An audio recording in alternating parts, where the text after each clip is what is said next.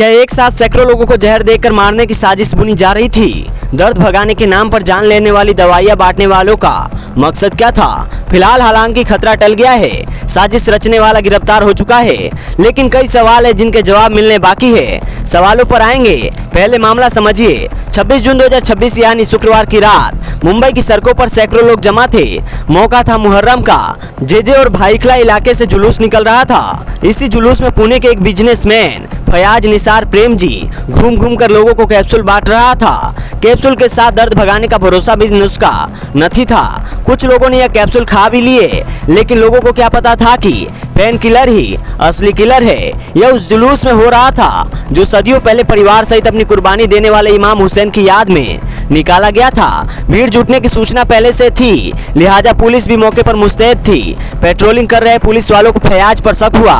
थोड़े समय पहले ही पुलिस को एक शिकायत भी मिल चुकी थी। शिकायत करने वाले सलमान ने बताया कि उसने जुलूस में एक कैप्सूल खा ली थी, जिसके बाद से उसकी तबीयत बिगड़ गई है। पुलिस का दावा है कि फयाज का टारगेट मुहर्रम जुलूस में शामिल लोग थे। मकसद उन लोगों को नुकसान पहुंचाना था। फयाज के पास ऐसे 14,900 कैप्सूल मिले हैं, अभी और मिलने बाकी है। पुलिस का दावा है कि फयाज ने 50 किलोग्राम जिंक फॉस्फाइड और 3,000 खाली कैप्सूल हासिल किए थे। पिछले 15 दिनों में इन कैप्सूल को भरा था। जिंक फॉस्फाइड एक जहरीला केमिकल है। गहरे स्लेटी या काले रंग का पाउडर होता है। बेसिकली खेत खलियान या अनाज को स्टोर किए जाने वाली जगहों पर उत्पाती चूहों को मारने के काम आता है, लेकिन उससे इंसान का मरना भी मुमकिन है। साइंसकारी वाले बताएंगे कि निगलने के बाद जिंक फॉस्फाइड पेट के एसिड के साथ रिएक्शन करके फॉस्फिन नाम की जहरीली गैस बनाते हैं, जिसका बुरा असर जिगर और दिल दोनों पर पड़ता है। लीवर और हार्ट दोनों पर इन जहरीले केमिकल्स की खरीद और इस्तेमाल पर नियम लागू है। अगर बनाए हुए नियम कानून ठीक से काम करे तो इतना खतरनाक कैप्सूल एक आम इंसान को इतनी बड़ी मात्रा में इस केमिकल का मिलना उपलब्ध नहीं होना चाहिए। यह फयाज के पास कैसे आया, वो भी इतनी बड़ी संख्या में? 39 साल का फयाज पुणे में अपने पिता के साथ पेंट का कारोबार करता है।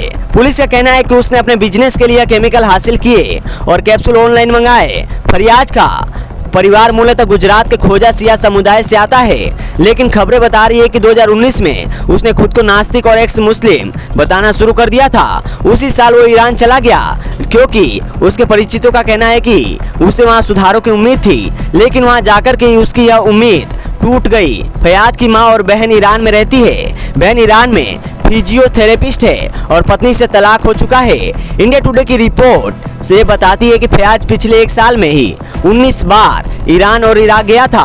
आखिर साल भर में 19 दफे ईरान और इराक जाने की वजह क्या रही होगी? परिवार से मिलना ही उसका मकसद था या कुछ और? क्या फयाज किसी प्रभाव में था? क्या उसके साथ कोई और व्यक्ति का संगठन शामिल था?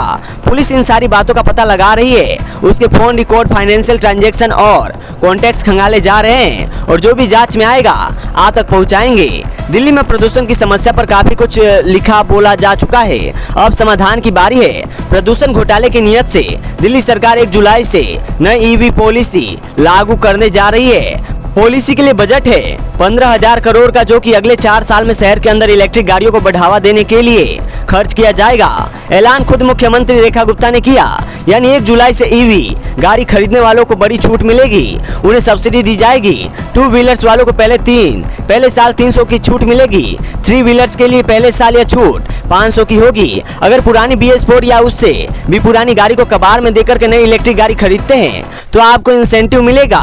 2 व्हीलर्स के लिए यह पड़ेगा करीब 10,000 का, 3 व्हीलर्स के लिए 25,000 का और 4 व्हीलर्स के लिए 1 लाख रुपए का इंसेंटिव होगा।